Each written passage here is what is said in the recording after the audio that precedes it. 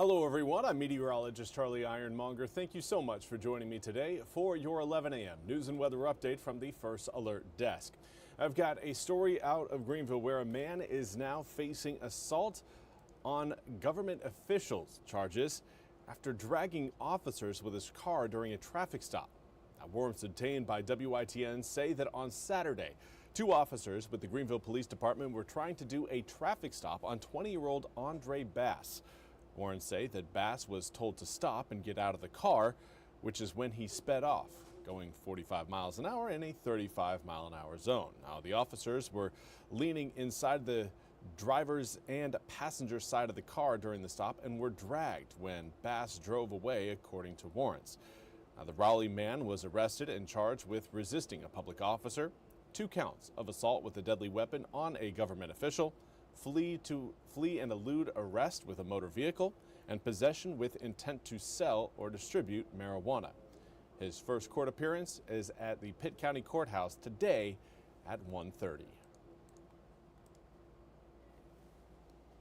Now, in other news, there is a lot of confusion going on around President Trump's global tariffs, and many countries are actually halting shipments to the U.S. because of the confusion over the tariffs.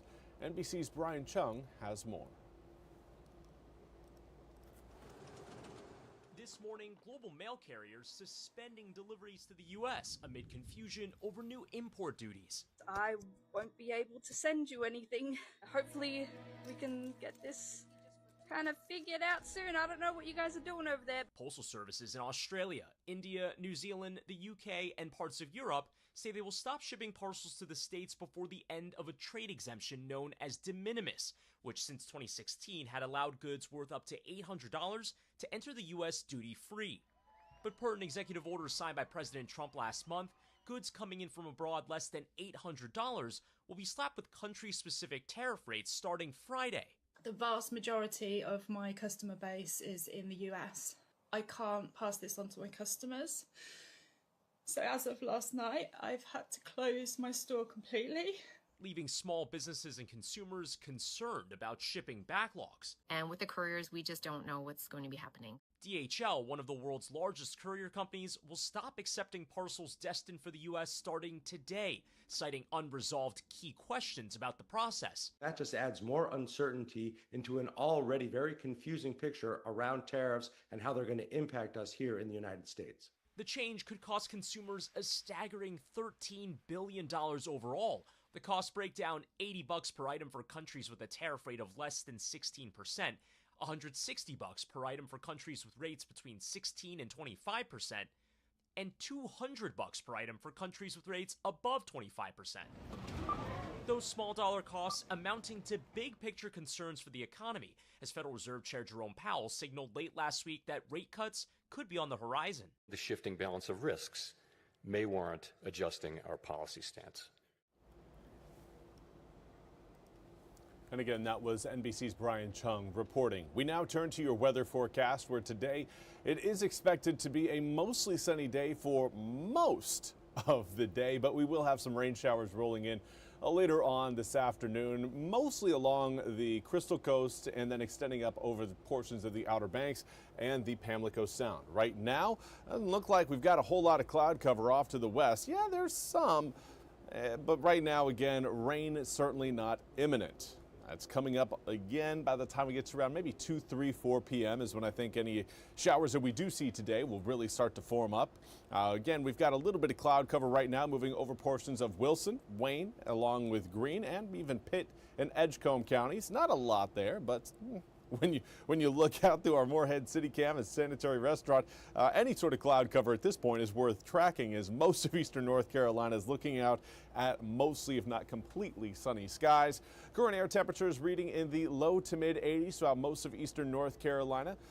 Do have a few areas a little bit outside that range. We've got 79 degrees in Roanoke Rapids and then 89 degrees in Stumpy Point. I would kind of think that 89 degree Stumpy Point reading is a little bit outside the ballpark range of what is kind of surrounding Stumpy Point, but again, it is August, so can't completely deny everything. Now, as far as your humidity goes, it's still high. It's still high. We still have dew points in the low to mid 70s. And compared to where we were 24 hours ago, most of us are pretty much holding with the same humidity we had yesterday. Now, that is going to change in a big way over the next several days as humidity and the amount of moisture in the air is going to be crashing from today into tomorrow and then even more so on Wednesday, thanks to these northwesterly to west northwesterly winds. Wind speed's not all that strong, but here's a look at exactly what is going to happen. It's just going to push all of that humid air out into the Atlantic,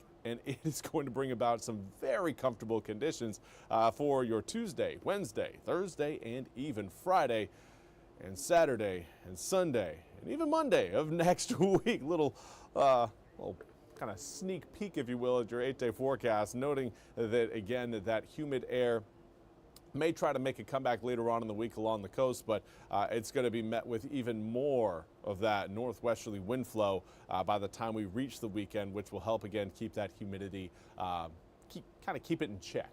Now, here's what we've got for the rest of this afternoon. Again, there you can see some of those spotty showers and storms popping up around the Crystal Coast. Not going to be widespread, but I do think everyone along the Crystal Coast has a pretty good chance of picking up some rain showers. Those of you watching a little bit further inland, probably not going to be getting much today. May see a few drops come down. Early tomorrow morning, some clouds rolling by as those rain showers work their way off the coast. We will have a little bit more sunshine in the afternoon. They could again spark maybe a few isolated showers, maybe a stray storm, but by Wednesday, things are really starting to, again, get sunny and mild. With that drier air rolling in, it will be more difficult for us to, again, see much rain coming up for your Thursday, Friday, and Saturday. Again, the lower those overnight lows get, the drier the air is, and if your air is just too dry, you're not going to be able to squeeze any raindrops out of it. So that's what we're kind of looking at again there for your Thursday, Friday, and Saturday. Can't call it completely dry, but certainly looking and trending dry for the end of this week and heading into the last weekend of August. Now, I do want to say good morning to Teresa Pritchard. Hopefully you're having a wonderful, wonderful start to your Monday. But that's all we have time for today's 11 a.m. news and weather update from the First Alert Desk. Now, we'll be back with more news and weather at the top of the hour. Until then, I hope you all have a wonderful day.